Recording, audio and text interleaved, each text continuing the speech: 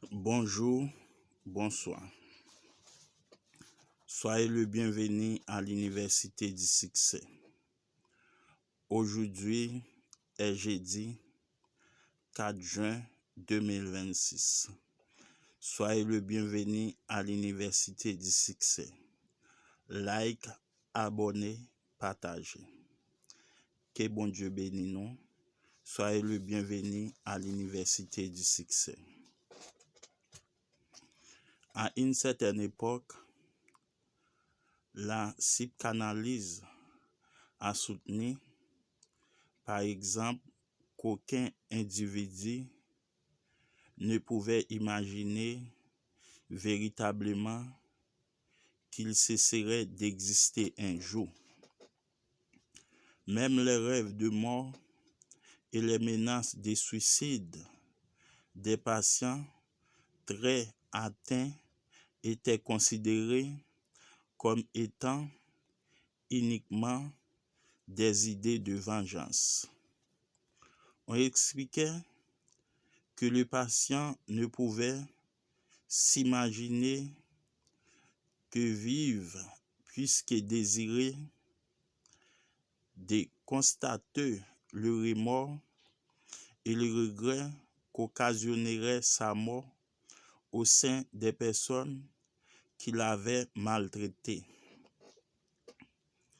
Freud lui-même, analysant des patients souffrant de commotions cérébrales au cours de la Première Guerre mondiale, émit un document dans lequel il déclara avoir découvert qu'il existait des rêves comportant de sincères souhaits de mort.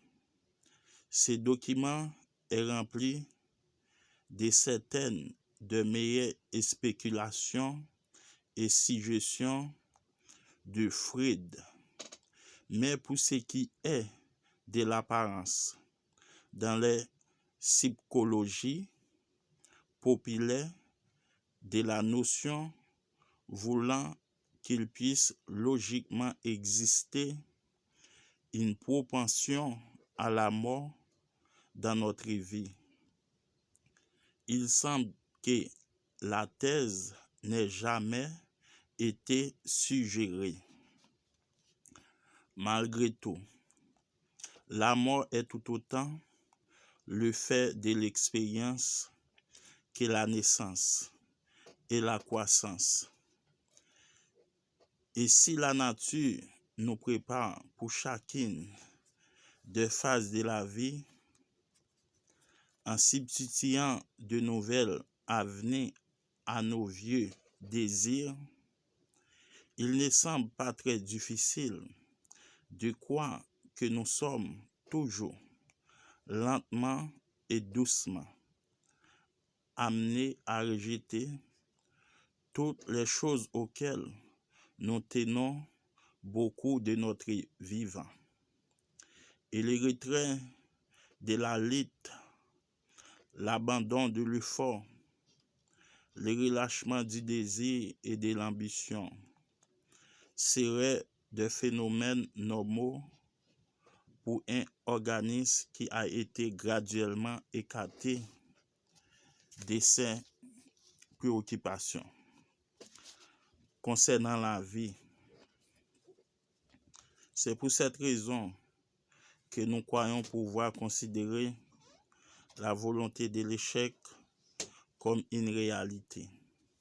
Maintenant, si l'inertie, la lâcheté, la quasi-absence d'activité et d'effort, le report et la résignation ne se manifestaient qu'à la fin de notre vie, ou que, lorsque nous sommes épuisés par la maladie ou la fatigue, et que parallèlement, il ne nous handicapait jamais. Lorsque nous sommes en pleine possession de nos moyens vitaux, il n'y aurait absolument aucune raison de s'attaquer à ces phénomènes ou à cette volonté d'échouer et de les considérer comme l'ennemi suprême de tout ce qui est bon et efficace en nous. Mais la volonté d'échouer, lorsqu'elle s'est manifestée au cours de la jeunesse ou à la période de maturité, est indicatrice de la présence d'un mal profond et sévère. Et si elle était aussi facilement décelable que les autres maux, elle serait facile à combattre. Mais la plupart du temps, nous sommes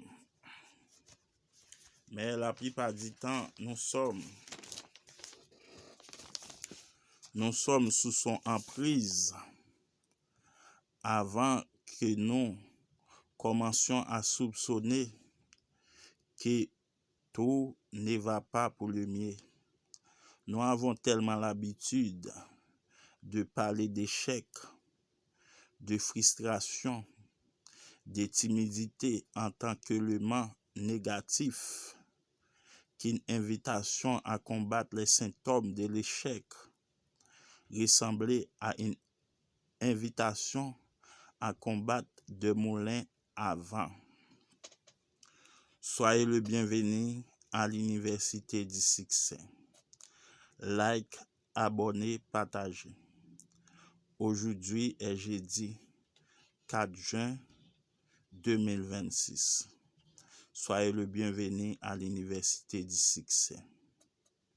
Maintenant, nous pour nous like, pour nous abonner, en façon pour nous capables de joindre tout séminaire net sur YouTube dans l'Université du Succès. Soyez le bienvenu à l'Université du Succès. Que bon Dieu bénisse nous dans l'Université du Succès.